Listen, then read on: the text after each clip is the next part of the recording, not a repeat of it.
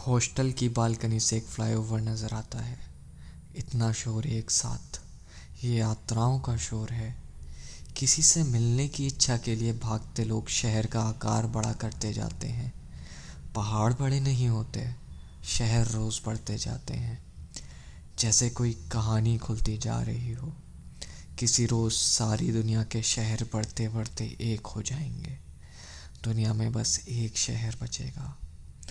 उस शहर में बस ये एक फ्लाईओवर होगा और बचेगी यह हॉस्टल की बालकनी। फिर एक रोज़ मैं चाय पीता हुआ किताब से सर निकाल देखूंगा और तुम अपनी यात्रा के मध्य में कहीं नजर आओगे।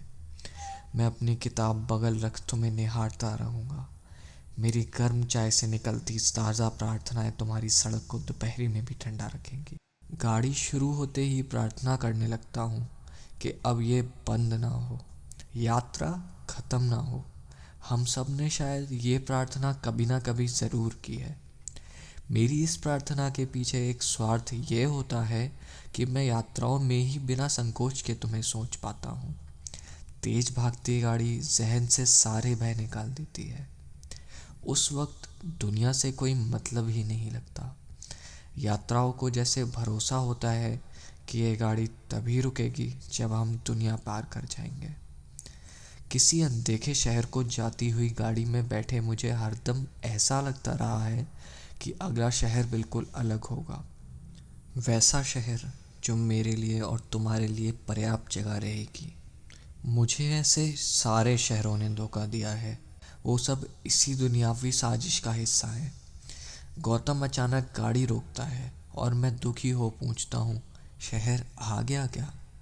वो मुस्कुराता हुआ बताता है कि बस तेल डलवाने रुके हैं। शहर बहुत दूर है। मैं खिल उठता हूँ जैसे तुम वापस दिख गई हो। मैंने अभी तक कोई यात्रा नहीं की जहाँ तुम मेरे साथ नहीं गए। हमें एक बहुत अच्छे वक्त में मिलना था, किसी यात्रा में मिलना था, अजनबी बनकर, अचानक किसी पहाड़ के पास, नहीं तो किसी समुंदर के पास, जहाँ हम दोनों के पास बहुत सा वक्त होना था। हम रेलगाड़ी पर अलग बगल की सीट पर बैठे यात्री बनकर भी मिलते और मैं कोई बनी बनाई कहानी से बात शुरू करने की कोशिश करता। पर हम मिले काफ़ी उथल पुथल में, बिना समुंदर और पहाड़ के। रेलगाड़ी के बस आवाज़ जहाँ तक आती थी, पर रेलगाड़ी नहीं। एक नीरस और बदहवास की दुनिया में हमें अजनबी बनने का मौका तक नहीं मिला। ये काफ़ी दुखद था क्योंकि मैं फिर तुम्हारे इर्द गिर्द कुछ भी रूमानी नहीं सोच पाया। किसी को पास से जान लेना एक काफ़ी उदास क्रिया है। जानते ही परी कथाएं खत्म हो जाती हैं, जैसे हम कोई वैसी जादूगर हों और किसी को जान भर के उसे हमने परी से मनुष्य हो जाने का श्राप दे दिया। इस सभ्य समाज में सब अजनबी होंगे। नए शहर इसलिए खूबसूरत लगते हैं क्योंकि वो अजनबी होते हैं। ऐसे ही किसी शहर में तुम मेरे करीब आना और पहचानने से इनकार कर देना, यूँ शायद सब ठीक हो जाए। पहाड़ बोला हुआ वापस कर देते हैं, उन पे कहानियों का उधार भी नहीं चढ़ता। मैंने तुम्हारा नाम बहुत बार लिया था एक घाटी में। वो सारे नाम वापस आकर मेरे बदन से टकराते रहे। मुझ में पहाड़ों सी हिम्मत नहीं थी, सो उतनी बार मेरे शरीर के अलग अलग हिस्सों में टकराते नामों को मैंने रहने दिया।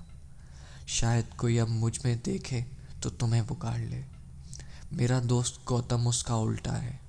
वो सुनकर एक दूसरी कहानी सुनाने लगता है। जब भी वो तुम्हारी कहानी सुनता है, अपनी किसी प्रेमिका की कहानी ज़रूर सुनाता है। हम दोनों बहुत दूर एक पहाड़ गांव में रोज़ देर ये बात करते थे, खुल के। सुबह से शाम तक हमने यही किया। जैसे शहर में कोई ये बात सुन लेता, या शायद शहर में कोई ये बात नहीं सुनता। मुझे तो उस पहाड़ी गांव का नाम तक याद नहीं, पर शायद वो गांव कोई देखेगा तो हम दोनों को पुकारेगा। मुझे उम्मीद है कि उस गांव से जवाब तुम्हारी ही आवाज़ आएगी। ये ध्यान देने वाली बात है कि पहाड़ को सत्य और असत्य से फ़र्क नहीं पड़ता।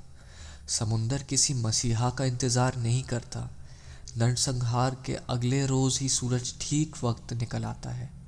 माधव हृदय ने अपने दुख खुद ही पैदा किए हैं। प्रकृति निमम्र है पर अत्याचारी नहीं। मरने का कारण सच और झूठ नहीं होता, बस लोग मर जाते हैं। काफ़ी गहरे साहित्य में हम ढूंढते रह जाते हैं मतलब उसका। पर इतनी कविताएं मिलकर भी चांद का दाग साफ नहीं कर। ये काफ़ी उदास कर देने वाला ख्याल है। पर प्रकृति ने कभी इसकी गारंटी नहीं दी कि असत्य पर सत्य की जय होती है। इतिहास भी यही बताता है। इसमें मक्कारी सिर्फ साहित्य की है। धार्मिक महाकाव्यों से लेकर आधुनिक साहित्य तक नायक सत्य के साथ खड़ा रहा। उसके साथ बुरा होना दुर्भाग्य था, साजिश थी जिस पर वो जीत पाता है। ये बात खुद में कितनी घमंड भरी है कि अच्छे लोगों को साथ बुरा नहीं होना चाहिए। हम चीज़ों का बस बिना मतलब के ही होना स्वीकार ही नहीं पाते।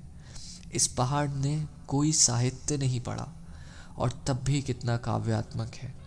इसने कभी सत्य का साथ नहीं दिया पर फिर भी कितना प्रेरक है। और ये बस है बिना कारण के।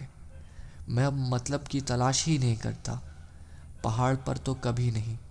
उनके पास खुद जवाब नहीं है।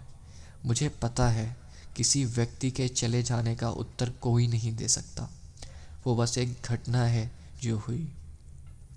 और यही बात कितनी मानवीय दुख और कितना ही प्राकृतिक सौंदर्य के लिए है।